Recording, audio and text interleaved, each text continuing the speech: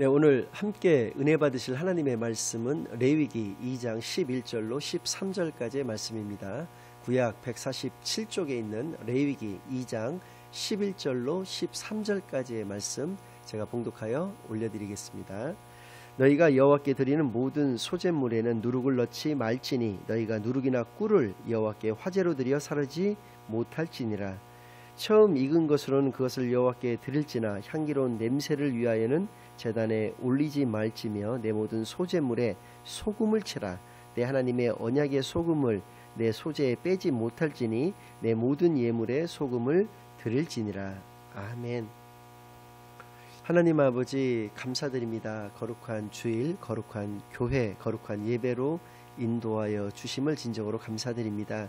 이 시간 하나님께서 함께하여 주시는 은혜의 시간, 또 저희들은 찬양과 감사와 회개가 충만한 시간을 통하여 하나님께서만 영광 받아주시는 귀한 은혜의 예배로 인도하여 주시옵소서. 모든 것을 감사드리오며 예수 그리스도의 이름으로 기도드리옵나이다. 아멘. 네, 오늘부터 3주일간에 걸쳐서 하나님이 택하신 제사장 나라 레위기라고 하는 제목을 가지고 함께 은혜 나누도록 하겠습니다. 2017년도 들어 첫 번째, 두 번째, 세 번째 주일까지 총 3주일간에 걸쳐서 저희들이 레위기 19장 1절로 18절까지의 말씀, 그 중에서도 특별히 레위기 19장 18절 말씀을 통해서 거룩의 핵심, 사랑의 핵심, 인생의 핵심이라고 하는 제목을 가지고 여러분들과 함께 은혜를 나눴었는데요. 먼저 거룩의 핵심에 관련해서는 하나님이 거룩하시기에 하나님의 자녀된 우리도 역시 거룩해야 함을, 또 그 거룩의 핵심인 그 사랑의 하나님이신 것을 우리가 깨달아 우리 역시도 하나님을 사랑하고 하나님의 자녀인 내 자신을 사랑하고 또 내 자신을 사랑하는 것과 같이 내 이웃을 사랑해야 한다는 것을 알게 되었습니다. 또 사랑의 핵심에 관련해서는 예수 그리스도가 바로 사랑의 핵심이 되시는 것이다 라고 하는 것을 살펴보았고, 인생의 핵심은, 우리 인생의 우선순위는 바로 예수가 그리스도시라고 하는 그 믿음, 예수가 임마누엘이시라고 하는 그 믿음을 가지고 있어야 된다라고 하는 것입니다. 가장 우선순위가 믿음이 됨으로 말미암아서 우리가 구원을 얻게 되고 또 구원을 통하여 우리가 영생을 얻게 된다는 것을 깨닫게 되는 시간이 모두 레위기에서 비롯되었다라고 하는 것을 알 수가 있었고요. 또 지난 주일 본문 말씀 중에서 출애굽기 19장 5절로 6절까지의 말씀을 통하여 하나님의 택하신 은혜로 믿음의 자손이 된 우리는 바로 하나님의 소유가 되고 거룩한 백성이 되고 특별히 제사장 나라가 된다라고 하는 것을 알아보았습니다. 초기 그 체계를 위해서 레위 지파가 제사장 그룹이 되었던 것은 분명하지만 그 본문 말씀을 통해서 이스라엘 민족, 즉 믿음의 후손들은 모두 각 개인이 제사장 나라가 되었다는 말씀을 우리가 알게 되었는데, 이를 잘 설명해 주시고 계시는 성경이 바로 오늘 본문 레위기라고 하는 것입니다. 사도 베드로께서도 베드로 전서 2장 9절 말씀을 통해서 이 레위기의 깨달음을 말씀하고 계시는데요. 제가 봉독하여 올려드리겠습니다. 그러나 너희는 택하신 족속이요 왕 같은 제사장들이요 거룩한 나라요 그의 소유가 된 백성이니 이는 너희를 어두운 데서 불러내어 그의 기이한 빛에 들어가게 하신 이의 아름다운 덕을 선포하게 하려 하심이라 라고 말씀을 해주고 계십니다. 그래서 저희들은 레위기는 크게 세 가지 부분으로 나뉠 수가 있는데, 첫 번째는 1장부터 7장까지의 내용입니다. 제사의 종류와 그 규례에 관련된 설명이 잘 나타나 있고, 두 번째는 8장부터 10장까지의 내용입니다. 제사장의 직무에 대한 설명이 역시 잘 나타나 있습니다. 마지막으로 11장부터 27장까지의 내용에는 제사장이 반드시 알아야 할 부정함과 성결에 관한 규례가 역시 또 잘 설명되어 있습니다. 앞으로 3주일간에 걸쳐서 이 각 부분별 대표적인 말씀을 택하여 증거함으로 하나님께서 우리를 향하신 제사장 나라의 의미와 뜻을 분명히 깨달아하는 귀한 은혜의 시간이 되기를 간절히 축원합니다. 먼저 1장부터 7장까지의 내용 중에서 중요하게 등장하고 있는 이스라엘의 5대 제사에 대해서 먼저 살펴보겠습니다. 첫 번째는 번제입니다. 말 그대로 불살라 드리는 제사라고 하는 의미를 가지고 있습니다. 자신이 하나님께 드리는 그 제물을 모두 다 가죽을 제외하고는 모두 다 불살라서 하나님께 올려드리는 그 제사를 통해서 그 목적은 죄사함과 감사함에 있었습니다. 즉 그래서 오늘날의 예배도 감사와 회개가 빠져서는 안 될 것입니다. 예배의 필수 요건은 회개와 감사인 것을 깨달아하는 시간이 되기를 바랍니다. 두 번째로는 소제입니다. 말씀 그대로 곡식으로 드리는 제사입니다. 히브리어로서는 민하라고 하는 의미를 가지고 있는데 이 민하라고 하는 말은 선물이라고 하는 뜻을 가지고 있습니다. 즉 하나님께 영광과 순종을 고백하는 의미를 가진 제사가 바로 소제라고 하는 것이고요. 이 소제는 피가 없는 유일한 제사입니다. 따라서 단독으로는 이 제사를 드릴 수가 없었고 앞서 말씀드린 번제나 또 뒤에 말씀드릴 화목제 혹은 속죄제, 속건제 등과 함께 드릴 수 있는 제사가 소제였다라고 하는 것입니다. 그 이유는 피가 없는 제사이기 때문에 하나님께 올려드리는 모든 제사에는 피의 제사를 올려드려야 되는 것이기 때문에 소제는 단독으로 드릴 수는 없었던 제사다라고 하는 의미가 되겠고요. 세 번째로는 화목제입니다. 화목제는 히브리어로 역시 살라밈이라고 하는 이름을 가지고 있는데 이것은 샬롬이라고 하는 말의 복수 형태입니다. 샬롬은 여러분들이 잘 아시는 바와 같이 평화를 의미하는 그런 단어인데요. 그래서 하나님과 우리 사이 혹은 사람과 사람 사이에 화목을 위하여 드리는 제사, 또 그 평화를 위하여 드리는 제사가 화목제가 되겠다는 것입니다. 제사 중 유일하게 제물을 나누어 먹는 제사가 되겠습니다. 그래서 여담이지만 우리나라 사람들도 인사말로 언제 식사 한번 같이 하시자라든지 또 자기의 동료나 후배들에게는 이제 밥 한 끼 같이 먹자 이런 말들을 하는데 이것은 너와 나 사이에 화목을 위하여 평화로운 어떤 관계 유지를 위해서 그렇게 하자는 의미들을 내포하고 있는 것처럼 역시 화목제도 제물을 나누어 먹으면서 하나님과 우리 사이 또 사람과 사람 사이의 화목과 평화를 기원하는 그러한 의미의 제사였었다라고 하는 것을 알 수가 있습니다. 네 번째로는 속죄제라고 하는 제사가 있습니다. 말 그대로 적극적으로 죄를 씻기 위한 제사가 되겠습니다. 즉 의식적이든 무의식적이든지 간에 지은 모든 죄의 사함과 그로 인하여 하나님과의 단절된 관계를 회복시키기 위한 그러한 제사가 되겠습니다. 마지막으로 다섯 번째 속건제라고 하는 제사가 있습니다. 지은 죄로 말미암아 발생된 손해를 배상하기 위한 제사로서 일명 피해 보상제라고도 불리워지고 있는데 범죄한 어떤 물건 혹은 손해의 그 원래의 것을 배상하는 것은 말할 것도 없거니와 추가하여 5분의 1을 더 내는 그러한 제사가 되겠습니다. 즉 20%를 손해배상을 더 하게 되는 그러한 제사가 속건제다라고 하는 것을 우리가 알 수가 있습니다. 이러한 제사의 특징은 또 네 가지가 또 레위기에 잘 나타나 있는데요. 레위기 1장 2절에는 누구나 드릴 수 있는 것이 제사다라고 하는 말씀이 등장하고, 또 역시 마찬가지로 1장 2절 말씀을 통해서 알 수 있는 것은 형편껏 드리면 되었다라고 하는 것을 알 수가 있습니다. 제가 레위기 1장 2절 말씀을 봉독해 올리겠습니다. 이스라엘 자손에게 말하여 이르라. 너희 중에 누구든지 여호와께 예물을 드리려거든 가축 중에서 소나 양으로 예물을 드릴지니라. 아멘.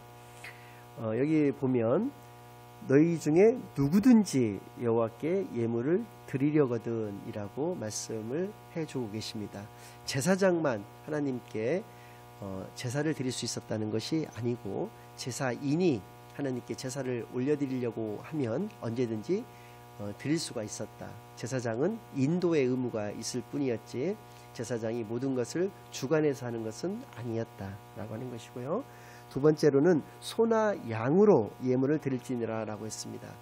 좀 잘 사는 사람은 소와 같이 좀 비싼 동물로 또 짐승으로 하나님께 제물로 바쳐드릴 수가 있었을 것이고, 좀 그보다 경제적인 형편이 좀 못하다고 한다면 양으로서 할 수도 있었고, 본문 말씀에 나오진 않지만 염소도 가능했고, 또 그것조차도 마련하기 힘든 상황이라고 한다면 집비둘기 새끼나 산비둘기 새끼를 가지고도 가능하였다라는 것입니다. 그리고 곡식도 역시 마찬가지였다는 것입니다. 여유가 있는 사람은 풍성하게 드릴 수가 있었고, 여유가 없는 사람은 조금 조촐하게라도 자기의 정성을 다해서 드리기만 하면 되었다라고 하는 것입니다. 그래서 누구나 드릴 수 있었다는 것이 첫 번째 특징이고, 또 형편껏 드리면 되었다라고 하는 것이 두 번째 특징이 되겠습니다. 세 번째 특징은 레위기 1장 4절 말씀에 나오는 바와 같이 안수하였다라고 하는 것입니다. 하나님께 드리는 그 제물에 자신을 대신해서 그 제물이 희생하는 것이기 때문에 거기에 직접 제사인이 안수를 함으로 말미암아서 하나님께 나의 죄를 하나님께 고백드리고, 또 내 자신을 이 제물에 실어서 드린다는 그러한 의미로서 안수하였다라고 하는 것입니다. 1장 4절 말씀을 제가 봉독하여 올려드리겠습니다. 그는 번제물의 머리에 안수할지니 그를 위하여 기쁘게 받으심이 되어 그를 위하여 속죄가 될 것이라. 아멘. 네 번째 특징은 레위기 4장 1절로 5장 13절까지 나오는 말씀인데, 능동적으로 제사를 드렸다라고 하는 것입니다. 제사장이 아닌 제사인이 직접 제물을 손질하였다는 것입니다. 안수도 방금 전에 말씀드린 대로 제사인이 직접 안수하였다라고 하는 것입니다. 제사장은 제물에다 불을 붙이는 정도였었다라고 하는 것입니다. 인도를 하였다라고 하는 것이죠. 그래서 오늘날의 예배 역시도 예배드리는 자들이 모두 적극적으로 예배에 참여하여 예배를 하나님께 올려드려야 함에도, 오늘날의 예배는 이와는 또 정반대의 모습으로 흘러가는 것이 좀 안타까운 현실입니다. 즉 하나님께 소극적으로 또 피동적으로 예배를 드리고 있다는 것이죠. 목사님이 앞에서 사회도 보시고 또 설교도 하시고 전체적으로 다 예배를 주관해서 인도를 하심으로 말미암아서, 또 같이 참여해서 예배드리는 분들은 그냥 가만히 앉아서 예배의 순서에 따라서 좀 수동적이고 피동적으로 이렇게 움직여지는 것이 오늘날의 예배의 모습이다라고 하는 것은 좀 안타깝다라고 하는 것을 말씀을 드리고 싶습니다. 왜 그러냐면 아까 전에 말씀드렸던 출애굽기 19장 5절에서 6절 말씀에는 분명히 우리는 하나님의 자녀인 우리는 제사장 나라라고 말씀을 하셨기 때문에, 하나님께 올려드리는 그 제사, 하나님께 올려드리는 그 예배는 우리가 능동적이고 적극적으로 참여해서 올려드려야 되는 것이다. 그것을 하나님께서는 기쁘게 받으신다라고 하는 것을 우리가 알 수가 있다는 것입니다. 사실은 고백컨대 복음의 순례자 교회도 여기서 자유로울 수가 없습니다. 물론 믿음의 반석 위에 예수님의 그 교회, 하나님의 교회를 세워주신다고 하셨습니다. 그래서 교회는 건축물이 아니라 바로 내 자신이 믿음 위에 굳건하게 있을 때는 내 자신이 교회가 되는 것입니다. 그러나 교회의 그 가장 이상적인 형태를 초대교회에서 찾아보고 있는데, 초대교회는 말 그대로 신앙 공동체였던 것입니다. 그래서 교회는 신앙 공동체의 형태가 되어야 되는 것입니다. 니꺼 내꺼의 구분이 없이 모두 다가 부족한 것에 대해서는 좀 충분한 사람의 것을 가져다 사용할 수가 있고, 또 충분하게 가지고 있는 사람은 그것을 아까워하거나 인색하게 생각하지 않고 그것을 여유있게 서로 간에 나누어 쓸 수 있는 그러한 경제 공동체, 신앙의 공동체, 그것이 바로 이상적인 교회의 모습이라고 하는 것을 생각해 볼 때에는, 복음의 순례자 교회는 인터넷 교회인 관계로 그것이 한계가 좀 있다라고 하는 것이 부끄러운 현실이다라고 하는 것을 말씀을 좀 드리겠습니다. 오늘 본문 말씀에 들어가서는 소재에 대한 것이 등장하고 있습니다. 첫 번째로 누룩을 넣지 말라고 말씀을 하셨습니다. 말씀드린 바대로 소재라고 하는 것은 곡식으로 드리는 제사였다는 것입니다. 그래서 밀을 같은 거를 예를 들었을 때 밀을 처음에 볶아서 그것을 빻아가지고 빵을 만들어서 그것을 이제 하나님께 올려드렸을 때 그 빵에다 누룩을 넣지 말라고 하는 것입니다. 즉 누룩을 넣지 말라고 하는 것은, 누룩은 부풀어 오르게 하는 효과가 있는 것이기 때문에 부풀리지 말라라고 하는 의미가 될 것이고요. 또 꿀을 거기에 넣지 말라고 하셨습니다. 즉 달게 하지 말라고 하는 그런 말씀이 되겠습니다. 또 향기로운 냄새를 목적으로 한 제물을 하나님께 올려드리지 말라, 이렇게 말씀하시는 것으로 꾸밈 없이 해야 된다라고 하는 것을 우리가 알 수가 있습니다. 이 세 가지 말씀, 누룩을 넣지 말고 꿀을 넣지 말고 향기로운 냄새의 목적으로 제물을 드리지 말라라고 하시는 이 말씀은 외식적이고 외형적인 형태의 예배를 하나님께서는 기뻐 받으시지를 않기 때문에 그러한 제물, 또 그러한 제사를 하나님께 올려드리지 말 것을 이야기를 하셨다는 것입니다. 그러나 오늘 본문 2장 13절 말씀을 통해서는 그 짧은 한 절의 말씀 속에 소금이라고 하는 단어가 세 차례나 등장을 하고 있습니다.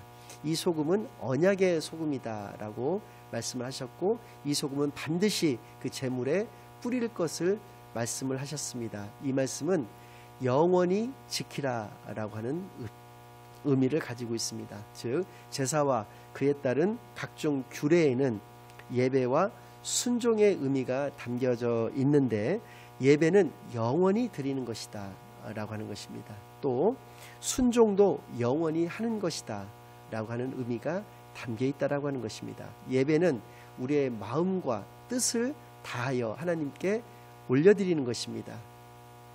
또 순종은 우리의 행동을, 또 우리의 행동의 의미들을 하나님께 모두 다 바쳐서 올려드리는 것을 의미하는 것입니다. 즉 우리 자신을 다 하나님께 온전히 바치는 것이 바로 하나님께 올려드리는 예배와 순종의 삶이다 라고 하는 것을 나타내고 있는데요. 사실은 사랑도 마찬가지입니다.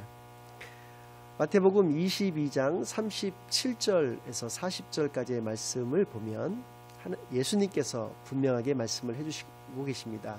네 마음을 다하고 뜻을 다하여 하나님을 사랑하라고 하십니다. 즉 우리의 온 영을 다하여 하나님을 사랑하라고 하신 것입니다. 그러나 거기에는 목숨도 다하여 하나님을 사랑하라고 분명히 말씀해주고 계십니다. 신명기 6장 5절 말씀에는 우리의 온 힘을 다하여 하나님을 사랑하라고 또 해주고 계십니다. 힘과 목숨은 행동을 의미하는 것입니다. 우리의 마음뿐만 아니라 행동까지도 모두 다하여 하나님을 사랑할 것을 말씀해 주셨다는 것입니다. 예를 들어서 한 가지만 말씀을 드리겠습니다. 어느 한 집안에 남성 가장이 있다라고 보았을 때 그는 한 여인의 남편일 것이고 또 아이들의 아버지일 것입니다. 그가 마음으로만 그 아내와 자식들을 사랑한다라고 하는 것은 온전한 사랑이 아닐 것입니다. 그는 나가서 힘들게 또 어느 때에는 목숨을 다해서 돈을 벌어다가 그 가족들을 부양하고 그것을 즐거움으로 삼았을 때 그는 온전한 사랑을 가족들에게 가지고 있다라고 하는 것을 증거하는 것이고 증명하는 것입니다. 아내 역시도 마찬가지죠. 여러 가지 가사일들에 힘든 가사일들이 많습니다. 빨래도 해야 되고 청소도 해야 되고 음식도 해야 되고 설거지도 해야 되고 등등의 많은 반복되는 그 가사일들이 만약에 힘들다면 그 힘든 것만 남을 것입니다. 그러나 그것이 내 남편의 건강을 위해서 또 내 아이들의 사랑하는 아이들의 건강을 위해서 한다는 그런 즐거운 마음으로 그렇게 가사일을 한다면 거기에는 사랑이 남는 것입니다. 마찬가지로 우리 역시도 하나님에 대한 온전한 사랑은 우리의 마음과 우리의 행동, 우리 자신을 다 하나님께 드려서 사랑하는 것이야말로 진정한 사랑인 것이다 라고 하는 것을 오늘 본문 말씀을 통해서 또 소금의 의미를 통해서 알 수 있다는 것입니다. 결론을 말씀드리겠습니다. 소재에 넣지 말아야 할 세 가지, 즉 누룩과 꿀과 향기로운 냄새를 목적으로 한 그러한 제사, 제물을 통하여 하나님은 형식적으로 또 외식적으로 예배드리는 것을 원하시는 것이 아니라 소재에 반드시 넣어야 할 것, 즉 소금을 통하여 우리 자신, 즉 우리의 마음과 행동을 영원히 하나님께 온전히 다 바쳐 드리는 그 예배와 그 사랑을 원하신다는 것을 깨달아 알게 되었습니다. 마음과 뜻만이 아니고 힘과 목숨을 다한 그 예배와 사랑을 통하여 하나님과 하나님의 자녀인 나와의 관계가 회복되어지는 놀라운 축복의 삶이 되어지시길 예수 그리스도의 이름으로 간절히 축원합니다. 아멘.